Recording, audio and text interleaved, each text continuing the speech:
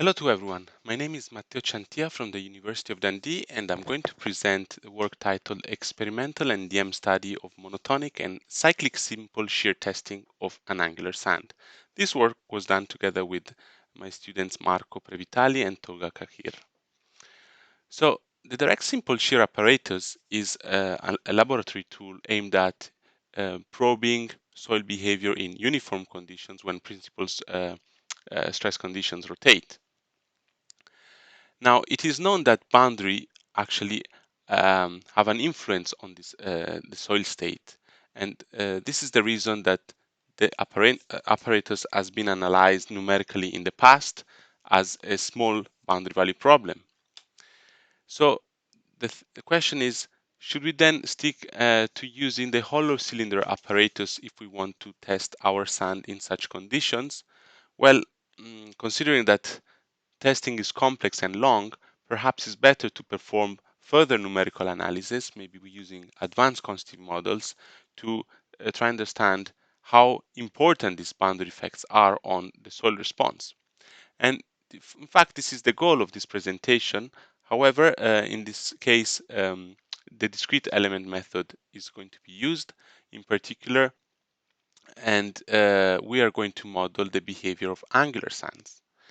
Now, to model that, I will show a novel procedure based on image analysis to the image analysis using a simple table scanner that can be used to calibrate a DEM model and reproduce the angular behavior of sand.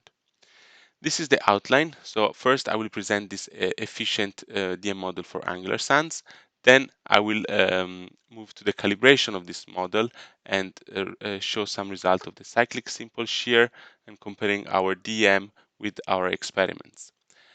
Before concluding, I will just briefly talk about some microscale insights that are possible using this numerical tool.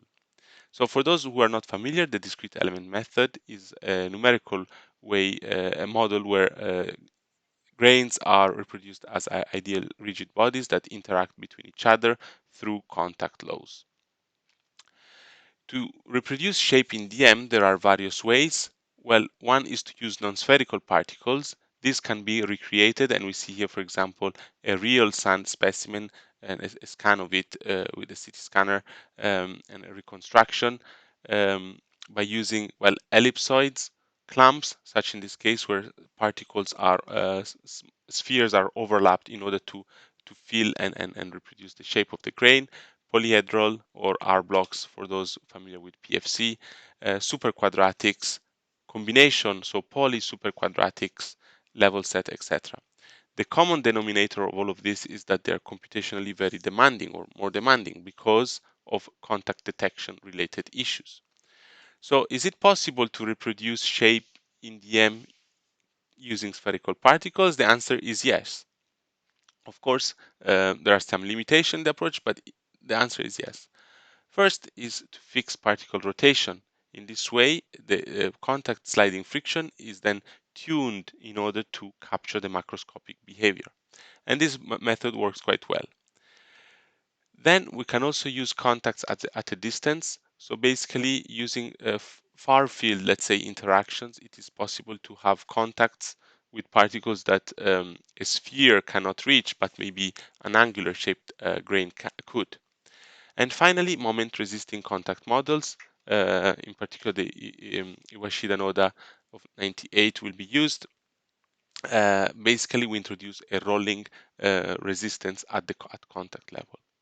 So the common denominator of this is that they're spherical particles, and therefore the simulation is much more efficient and is therefore capable of, well, it is possible to then simulate, for example, pile penetration in a crushable sand as I did in the past. And if you're interested, you can look at this reference using fixed rotation.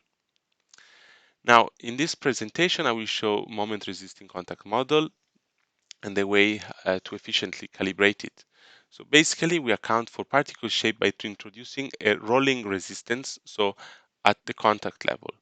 This maximum moment is proportional to this rolling friction that needs to be calibrated. However, well, thanks to this model, it is then possible to, well, remain in the sphere world, and therefore contact detection is efficient. However, we can, in this scheme, allow to reproduce realistic friction and dilatancy of sand, and we're able to also reproduce localization and shear band formation. There is a drawback. The thing is that it's not easy to calibrate this model because rolling friction and sliding friction are strongly correlated. You change one, you have to change the other if you want to capture um, the material behavior. So it's not easy. Now, we can thank Ricardo Rorato, that probably now is lost somewhere in the middle of the ocean, as his new job allows for it, for his PhD that basically introduced two very powerful tools. The first one, basically to obtain the true sphericity of a grain, 3D sphericity, using the perimetral sphericity, and um, the second one is a way to calibrate the rolling friction of Iwashida Noda's models using these true sphericity values. So what we did is basically we used 2D image analysis performed with a 30-pound table scanner to characterize our sand and obtain the true sphericity of the grains with this correlation here.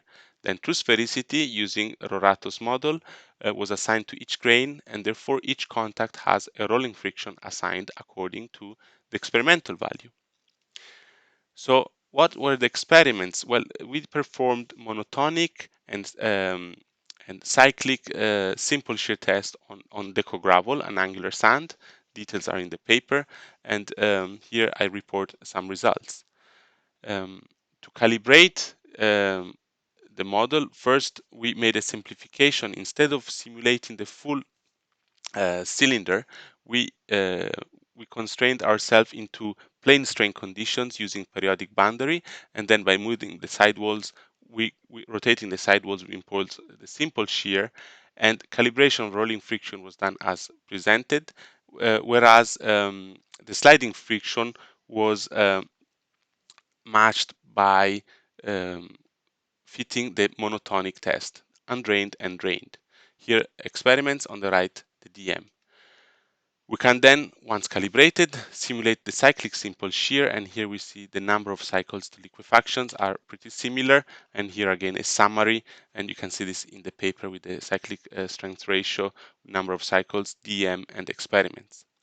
Now, once we have a calibrated model, we can start inspecting the microstructure, or what happens within our sample.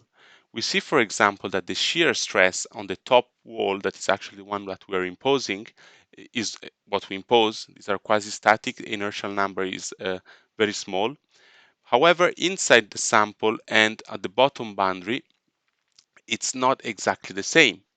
We see the typical vertical stress decay as the number of cycles increases, and we see this microstructural mechanical coordination number, that is the average number of contacts of the particles that carry stress, decreases with the number of cycles until liquefaction, which happens when this number touches 3. So um, this is a typical result that we can obtain with the discrete element method, and we can see sample is not very uniform, um, and with time this non-uniformity increases, and that variables such as the mechanical coordination number can be determined numerically and can be useful to interpret our results.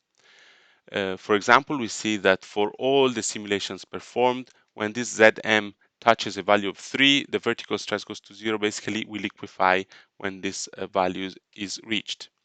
So in conclusion, I would say that I started with the goal of showing you that the DEM can be used to reproduce monotonic and cyclic simple shear of angular sands. And I believe that I've shown some experimental result on the simple shear of cyclic and monotonic on this deco gravel sand. I've shown how the DEM was used to reproduce these experiments. The results are promising, and such model is efficient because it's spherical particles are used, and we can use then the approach to simulate penetration of piles in angular sands or similar. With this, I thank you for your attention and enjoy the conference.